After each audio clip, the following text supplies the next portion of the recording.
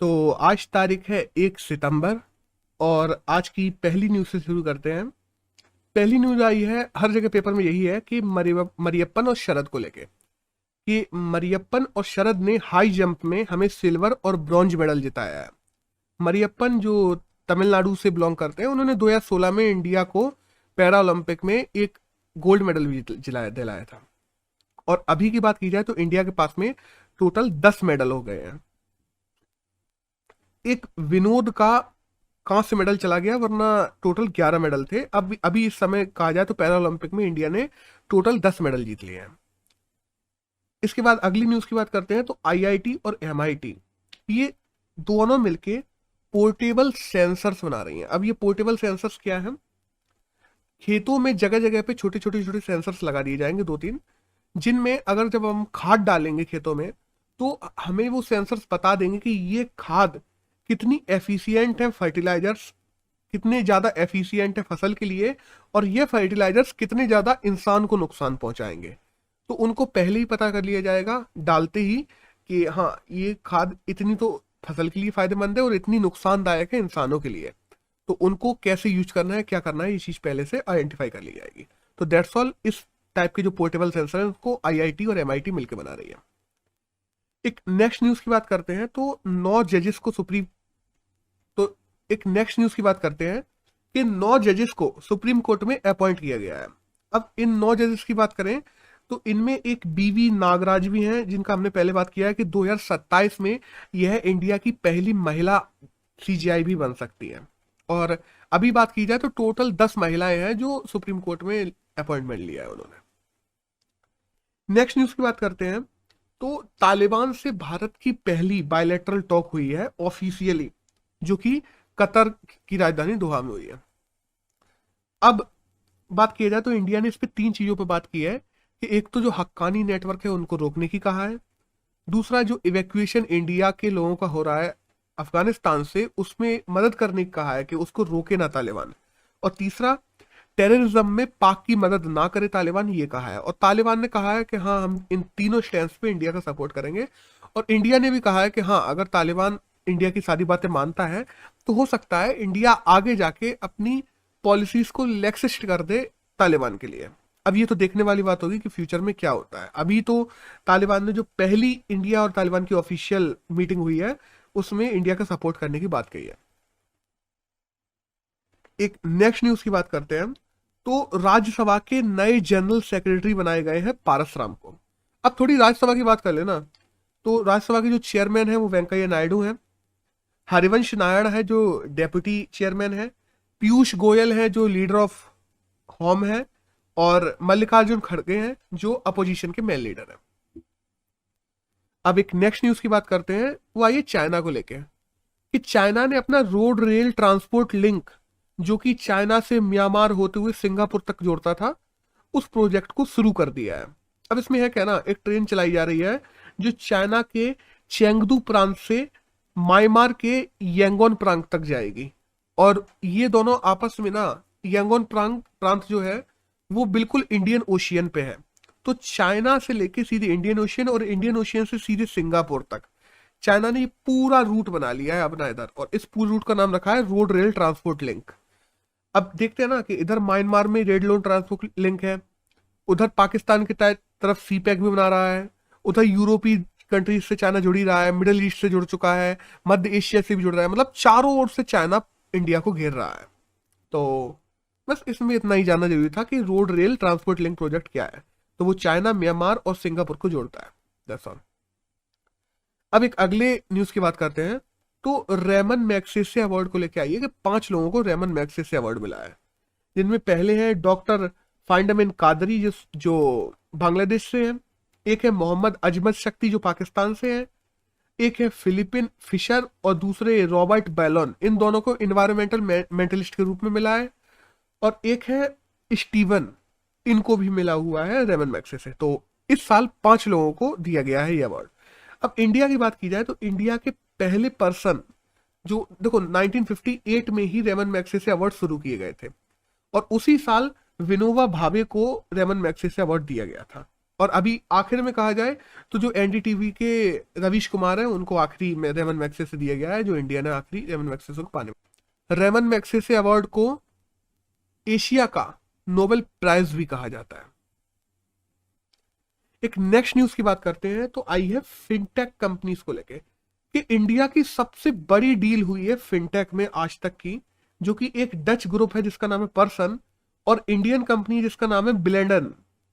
तो ब्लेडेंक और पर्सन जो डच कंपनी और इंडियन कंपनी के बीच में इंडिया की सबसे बड़ी फिनटेक डील हुई है, जो तकरीबन 4.7 बिलियन डॉलर की है। तो दैट्स ऑल, इसमें तो यही जानने को था।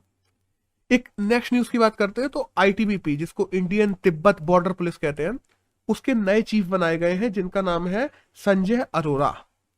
तो दैट्स ऑल, इस न्यूज में यही जानने को था। एक नेक्स्ट न्यूज की बात करते हैं तो एंटी ड्रोन टेक्नोलॉजी कि जैसे आजकल देखते हैं हम अलग अलग सेनाओं में ड्रोन सर्विलियंस के लिए भी यूज किए जाते हैं, ड्रोन्स हथियार को ले जाने के लिए भी यूज किए जाते हैं, ड्रोन्स एक से दूसरी जगह सामान को ले जाने के लिए भी यूज किए जाते हैं। तो भारत इलेक्ट्रॉनिक कंपनी ने एक एंटी ड्रोन टेक्नोलॉजी बनाई है जिसके द्वारा ऐसे ड्रोन्स का पता भी लगाया जा सकेगा कि कौन से ड्रोन आए हैं, कैसे ड्रोन आए हैं, उनका पता भी लगाया जा सकेगा। और साथ साथ में इन ड्रोन्स को अपने कंसोल से, जो मेन कंसोल, क्योंकि वायरलेसली वो अपने कंसोल से जुड़े हुए होते हैं और उनको उड़ाया जाता है, तो उनको अपने कंसोल से डीअटैच भी कर दिया जाएगा, डिसमेंटल भी कर दिया जाएगा और हम उनको पकड़ के पता लगा सकते हैं कि किसने भेजा था और क्या सर्विलेंस कर रहे थे। तो that's all, anti drone technology किसने बनाई है? तो भारत इलेक्ट्रॉनिक्स कंपनी ने बनाई है। एक नेक्स्ट न्यूज की बात करते हैं तो वो आई है इलेक्टोरल बॉन्ड को लेकर। हुआ क्या था ना, 2018 में बीजेपी गवर्नमेंट के द्वारा इलेक्टोरल बॉन्ड शुरू किए गए थे। इलेक्टोरल बॉन्ड क्या होते हैं कि जैसे हमें किसी पार्टी को डोनेशन देना है तो हम उसे डायरेक्ट डोनेशन ना देते हुए चाहते हैं कि हमारा नाम डिस्क्लोज ना हो, तो हम इलेक्टोरल बॉन्ड के रूप में दे सकते हैं। इलेक्टोरल बॉन्ड क्या होते हैं कि जाके बॉन्ड खरीदो, तुम्हारा नाम डिस्क्लोज नहीं होगा, वो बॉन्ड तुम किसी भी पार्टी को दे सकते हो, किसी भी राजनीतिक पार्टी को। इसके बारे में डाटा आया है कि 2642.63 करोड़, मतलब जितना भी इलेक्टोरल बॉन्ड से पैसा आया उसका तकरीबन 78% रुपए केवल बीजेपी को गया है। और दूसरे नंबर पे आती है कांग्रेस जिसको 526 करोड़ मिले हैं। तो हम देख सकते हैं कि देखो, इंडिया की सबसे बड़ी एडुटेक कंपनी में से एक है बायजूस, उसका टोटल टर्नओवर है 2500 करोड़ का, और जबकि उसमें हजारों लोग काम करते हैं। और यहां बीजेपी को केवल डोनेशन से 2600 करोड़ मिल गए, इससे भी ज्यादा। तो हम अंदाजा लगा सकते हैं कि इलेक्टोरल बॉन्ड पार्टीज के लिए डोनेशन पाने का कितना बड़ा जरिया है। बट इसका ना बहुत गलत इस्तेमाल भी होता है, क्योंकि पहली बात तो पता नहीं पड़ता, डिस्क्लोज नहीं होता कि किसने दिए हैं, कितने पैसे दिए हैं। तो लोग इसका बहुत ज्यादा गलत इस्तेमाल करते हैं क्योंकि बताते नहीं है। और दूसरी तरफ किसी भी पार्टी को कितने भी रुपए देके और बैकएंड से उस पर कोई भी काम करवा सकते हैं लोग, नेता इसको बहुत गलत इस्तेमाल करते हैं। एक नेक्स्ट न्यूज की बात करते हैं तो वो आई है गारमेंट्स को लेके। टेक्सटाइल इंडस्ट्रीज ने बांग्लादेश में पिछले 10 साल में बहुत ग्रोथ की है। जो ग्लोबल रिटेल की बात कर लेना, तो ग्लोबली रिटेलिंग में पहले 10-15 साल पहले इंडिया हुआ करता था, तो वहां पे आज बांग्लादेश है। बांग्लादेश ने टेक्सटाइल इंडस्ट्री को अपने पिछले 10 साल में इतना बढ़ाया है, बट दूसरी तरफ वो हेल्थ, सेफ्टी और वर्क प्लेस मेजर्स को ध्यान देना भूल ही गए। तो वहां पे हम देखते हैं कि आए दिन खतरे होते रहते हैं, कहीं कुछ हो गया, कहीं कुछ हो गया। तो हाल में एक न्यूज आई है गारमेंट्स को लेके कि बांग्लादेश ने ग्लोबल रिटेल पैक्ट किया है। ग्लोबली अलग अलग जो रिटेल की जो कंपनीज हैं उनसे पैक्ट किया है कि वो बांग्लादेश में आएंगी और आने वाले 2 सालों तक बांग्लादेश की टेक्सटाइल की जितनी भी कंपनीज हैं उनमें हेल्थ और सेफ्टी और साथ साथ में जो वर्क प्लेस स्टैंडर्ड्स हैं उनको, मेजर्स को फॉलो करवाएंगी। तो दैट्स ऑल, इस न्यूज में जाने का इतना ही था। एक नेक्स्ट न्यूज की बात करते हैं तो आइए उत्तराखंड से कि उत्तराखंड में कोरोना का पहली बार कोरोना का नया वेरिएंट पाया गया है जिसका नाम है AY 2.2। By the way India में पहली बार पाया गया है, इंटरनेशनली ये वेरिएंट है, बट पहला केस पाया गया उत्तराखंड में। तो हमें बस जानने को जरूरी हो जाता है कि ये क्या है, और हमारे पेपर के लिए ये जरूरी इसलिए हो जाता है क्योंकि पूछ दिया जाए कि AY 2.2 क्या है, तो वो एक कोरोना का वेरिएंट है। That's all. अब एक नेक्स्ट न्यूज की बात करते हैं तो वो आई है वाइब्रेक ऐप को लेके। अब वाइब्रेक ऐप क्या है? हमारे जो आयुष मंत्रालय है जिसके मंत्री हैं सर्बानंद सोनोवाल, उनके द्वारा वाई ब्रेक ऐप लॉन्च किया गया है। ये ऐप फार्म लैंड कल्टीवेशन की बात की जाए, या मेडिकल डिस्ट्रीब्यूशन की बात की जाए, या कॉलेज और स्कूलों में बच्चे को फार्मास्यूटिकल जो दवाइयां होती हैं उनके बारे में अवेयरनेस पहुंचाने की बात की जाए, इन सब के लिए काम करेगा। That's all. एक नेक्स्ट न्यूज की बात करें तो आई है इंश्योरेंस ब्रोकरेज को लेके, कि जो फोन पे कंपनी है, फोन पे हम देखते हैं बेंगलोर बेस्ड एक स्टार्टअप है, फोन पे को भारत में इंश्योरेंस ब्रोकरेज बनने का मौका मिल गया है। अब देखो हम बताएं होता क्या है। फोन पे एक ऑनलाइन कंपनी है जो ऑनलाइन हम लोगों को हेल्थ इंश्योरेंस, लाइफ इंश्योरेंस ये सब उपलब्ध करवाएगा। देखो होता क्या है ना, इंडिया में लोग ऑनलाइन इंश्योरेंस बहुत कम लेते हैं कंपैरेटिवली। वहीं हम यूके में चले जाए तो 66% लोग ऐसे हैं जो केवल ऑनलाइन इंश्योरेंस ही लेते हैं। इंडिया में कंपैरेटिवली लोग ऑनलाइन इंश्योरेंस नहीं ले रहे। फोन पे भारत की पहली ऐसी कंपनी बन गई है जो लोगों को ऑनलाइन इंश्योरेंस उपलब्ध भी करवाएगी और साथ साथ में पैसा जो ट्रांजेक्शन है उसका भी काम करती है फोन पे। तो दैट्स ऑल, बस हमें इतना ही जानना जरूरी है इसमें। एक है आजादी का अमृत महोत्सव। इसके बारे में न्यूज आई है कि 30 अगस्त से 5 सितंबर के बीच में जो आदिवासी का अमृत महोत्सव है उसको मनाया जा रहा है इंडियन गवर्नमेंट के द्वारा। तो दैट्स ऑल, ये छोटी न्यूज थी, बस जानने की जरूरी है। एक अगली न्यूज की बात करते हैं तो वो आई है international day against nuclear test को लेके। अब ये क्या है, 29 अगस्त को international day against nuclear test मनाया जाता है। हम देखते हैं ना कि बहुत जितनी भी बड़ी बड़ी जो देश हैं वो लोग न्यूक्लियर टेस्टिंग बहुत ज्यादा कर रहे थे एक समय पे, और न्यूक्लियर वेपन होना किसी भी देश के पास में बहुत बड़ा खतरा होता है और देशों के लिए। तो ये टेस्ट ना किए जाए और अब कोई भी नई कंपनी या नया देश न्यूक्लियर टेस्टिंग में ना आए, न्यूक्लियर वेपन्स ना बनाए, इनके लिए एक पैक्ट किया गया था जिसका नाम है CTBT, comprehensive nuclear test based treaty, जो 1996 में की गई थी। इसको टोटल 110 देशों ने साइन किया था, और जितने देशों ने इसको साइन किया था उन देशों से कह दिया गया था कि हाँ अब तुम लोग न्यूक्लियर टेस्ट नहीं करोगे। बाय द वे इंडिया ने इसे साइन नहीं किया था, और इसी वजह से इंडिया को जो न्यूक्लियर सप्लाई ग्रुप हम देखते हैं उसका भी मेंबर नहीं बनाया गया था। और इसी जब CTBT जब साइन की गई थी तब से ही international day against nuclear treaty मनाना शुरू कर दिया गया था 29 अगस्त को। तो एक एडिटोरियल आया है ब्रिक्स को लेके कि ब्रिक्स, देखो ब्रिक्स है ना, ब्रिक्स 5 देशों का एक समूह है जिसमें ब्राजील, रशिया, इंडिया और चाइना और साउथ अफ्रीका है। इस पे टोटल कंट्रीज की 42% तो पॉपुलेशन है, 30% लैंड है, 24% ग्लोबल GDP और 16% इंटरनेशनल ट्रेड को भी यही होल्ड करता है। अब ब्रिक्स की बात करें तो ब्रिक्स की 13वीं समिट होने वाली है 9 सितंबर को। अब इस एडिटोरियल में क्या दिया हुआ है ना, कि एडिटोरियल में थोड़ा डाटा दिया हुआ है ब्रिक्स को लेके जो हमारे एग्जाम के लिए जरूरी हो जाता है। जैसे कि अगर हम बात करते हैं ब्रिक्स की, तो 2002 में ब्रिक बनाया गया था, ठीक है, BRIC। हम 4 कंट्रीज ने, ब्राजील ने, रशिया ने, इंडिया ने और चाइना ने बैठ के एक कंप्रिहेंसिव आपस में बायलैटरल टाइज किए थे और हम लोगों ने ब्रिक बनाया था। 2010 से हम देखते हैं कि ब्रिक में एस भी जुड़ जाता है, मतलब साउथ अफ्रीका भी जुड़ जाता है। सॉरी मैं गलत बोल गया, फिर से बोल दे रहा। 2006 में ब्रिक बनाया गया था, और BRIC जिसमें ब्राजील, रशिया, इंडिया और चाइना थे, और 2010 में हम देखते हैं उसमें साउथ अफ्रीका भी जुड़ जाता है जो ब्रिक्स हो जाता है। और 2009 से हम लोग इसकी रेगुलर ब्रिक कंट्रीज के जो हेड है उनकी समिट कर रहे हैं।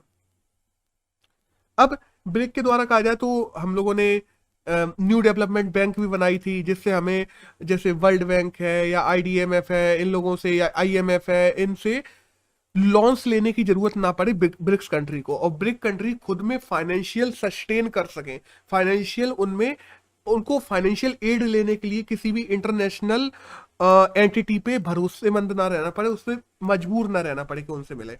तो हम लोगों ने NDB बनाई थी, न्यू डेवलपमेंट बैंक कहते हैं।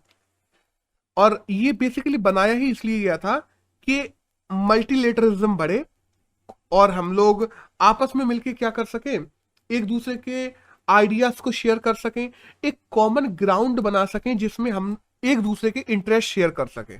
क्योंकि जैसे इंडिया, चाइना के पास में वर्क फोर्स है, चाइना के पास में मैन्युफैक्चरिंग हब बहुत बड़ा है, रशिया के पास में देखा जाए तो उसके पास में कच्चा माल बहुत ज्यादा है।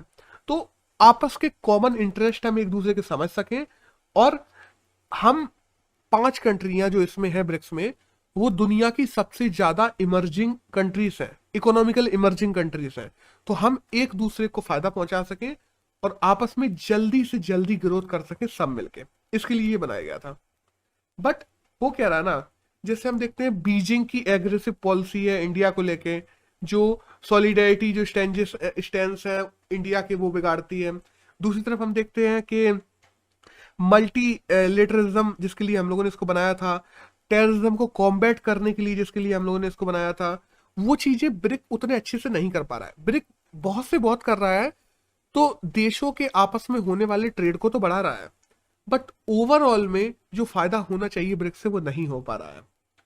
अभी हमें ब्रिक को दोबारा से अच्छे से सस्टेन करने की जरूरत है, और ब्रिक में देखा जाए ना, हमें टेक्निकल सपोर्ट बढ़ाने की जरूरत है। हमें सस्टेनेबल गोल्स को अचीव करने के लिए जो पीपल टू पीपल कनेक्ट है, people to people corporate connects हैं, उनको बढ़ाने की जरूरत है। हमें डिजिटल सॉल्यूशंस लाने की जरूरत है, जिससे हम जितनी भी कंट्रीज हैं, जैसे इंडिया हुई, चाइना हुई, जिनमें बहुत ज्यादा पॉपुलेशन है, उन पॉपुलेशन को डिजिटलाइजेशन से जोड़ सके और उनको भी समाज की मुख्य धारा में ला सके। और ये काम करने के लिए हमारी मदद करेंगी ब्रिक्स कंट्री। तो दैट्स ऑल, बस यही सब लिखा हुआ है कि हमें सस्टेनेबिलिटी, अगर टेक्निकल सपोर्ट को बढ़ाना चाहिए, हमें सस्टेनेबल डेवलपमेंट गोल्स पे भी बात करनी चाहिए, जो ब्रिक्स में अभी तक बात नहीं हुई है। बट दुनिया के लिए ये एक बहुत बड़ा मुद्दा है, क्योंकि इन्वायरमेंट चेंज, जो हम क्लाइमेट चेंज कहते हैं, वो बहुत बड़ा मुद्दा है इंटरनेशनली। तो इसके लिए ब्रिक कंट्रीज को मिलकर बात करनी चाहिए, और आपस में पीपल टू पीपल कनेक्ट को बढ़ाना चाहिए, और सारे देशों में डिजिटल सॉल्यूशंस को और ज्यादा बढ़ावा देना चाहिए, जिससे सारे देश मिलकर आगे बढ़ सके। अब एक नेक्स्ट न्यूज की बात करते हैं इस एडिटोरियल के बाद, कि छोटी सी न्यूज आई है जम्मू कश्मीर की पश्मीना शॉल को लेकर। कि जम्मू कश्मीर में क्या है ना, पश्मीना शॉल बनाई जाती है, पश्मीना। तो उनमें क्या होता है ना, अभी तक जो भी वर्कर्स पश्मीना शॉल को बनाते हैं जम्मू कश्मीर में, उनको कोई मिनिमम वेजेस मिलते नहीं है। तो उनके पास में कोई एक मोटो नहीं है, उनको कोई ज्यादा इंसेंटिव नहीं मिल रहा कि वो पश्मीना शॉल्स को बनाते रहे, जबकि उनको बनाने में बहुत मेहनत लगती है। क्योंकि 80 से 170 ग्राम वुल को लेकर आना, जिससे एक पश्मीना शॉल बनती है, लद्दाख से लेकर आना, फिर उसको जम्मू कश्मीर में बनाना, फिर उसमें दिनों की मेहनत, और उसके बाद भी उनको मिनिमम वेजेस भी नहीं मिल पाते। तो जम्मू कश्मीर ने कहा है कि हम अलाउ करेंगे जम्मू कश्मीर में कि जो भी लोग पश्मीना शॉल्स को बनाते हैं, उनको मिनिमम वेजेस कम से कम 12,000 रुपए पर मंथ मिल सके। अब थोड़ा पश्मीना शॉल्स की बात करें, देखो पश्मीना शॉल्स केवल नेशनली ही नहीं, इंटरनेशनली बहुत फेमस है।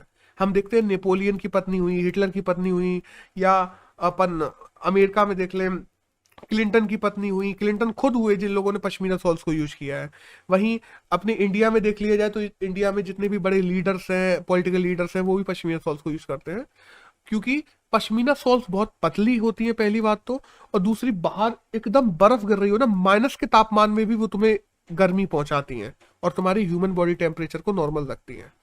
तो इसलिए पश्मीना शॉल्स नेशनली इंटरनेशनली बहुत ज्यादा मायने रखती हैं, और इनकी इंडस्ट्रीज को भारत में खत्म नहीं होने दिया जा सकता, जिस वजह से जम्मू कश्मीर गवर्नमेंट ने मिनिमम वेजेस पश्मीना शॉल्स में अलाउ किया है। अब एक नेक्स्ट न्यूज की बात करते हैं, तो आई है यूएन एनवायरमेंटल प्रोग्राम को लेके, कि जो लेडेड पेट्रोल होता है ना, यूएन एनवायरमेंटल प्रोग्राम ने अभी वो दिया है वर्डिक्ट, कि जितने अभी लेडेड पेट्रोल होता है, जिसको भी गाड़ियों में यूज किया जाता है, देखो लेडेड पेट्रोल क्या होता है, पेट्रोल में लेड पिला दिया जाता है, और उससे क्या होता है ना, इन्वायरमेंटल पॉल्यूशन और ज्यादा होता है, और वो पॉल्यूशन बहुत खतरनाक होता है, वो बच्चों के लिए सबसे ज्यादा खतरनाक होता है। कि बच्चे जब उसको लेते हैं अपने अंदर, ब्रीदिंग से उनके अंदर जाती है, तो काफी बच्चों में बहुत बड़ी बड़ी बीमारियां आ जाती हैं। तो यूएन एनवायरमेंटल प्रोग्राम ने कहा है कि पूरी दुनिया से लेडेड पेट्रोल को पूरी तरीके से इरेडिकेट किया जा चुका है, और अब दुनिया में कहीं भी लेडेड पेट्रोल नहीं बनाया जाता। तो दैट्स ऑल, इस न्यूज में तो छोटा सा यही था। अब छोटी छोटी एक दो न्यूज और है। एक न्यूज है डेल स्टेन्स को लेके, कि डेल स्टेन जो साउथ अफ्रीका के फास्ट बॉलर थे, उनने 17 साल के करियर के बाद में रिटायरमेंट ले लिया है। एक न्यूज है कि जो विनोद, वो तो हम लोगों ने अभी थोड़ी देर पहले भी डिस्कस की थी कि विनोद जिनको कांस्य पदक मिला था, वरना हमारे इंडिया के पैरालंपिक में 11 पदक हो जाते, और विनोद जिन्हें कांस्य पदक मिला था उनका पदक वापस ले लिया गया क्योंकि उन्होंने डिसेबिलिटी की जो नॉर्म्स है उनको पूरा नहीं कर पाया, और उनका पदक वापस ले लिया गया है जो शॉर्टपुट में मिला था उनको, और वो वापस ले लिया गया है। तो अब इंडिया के पास में पैरालंपिक में 10 पदक ही है, दैट्स ऑल। अब उसकी एक छोटी सी न्यूज की और बात करें तो एक है बैंक ऑफ बड़ौदा। तो बैंक ऑफ बड़ौदा के नए एमडी और सीईओ बना दिए गए हैं एसएल जैन को। बस दैट्स ऑल, यही न्यूज थी जो हम लोगों को 1 सितंबर में कवर करने के लिए जरूरी थी। That's all.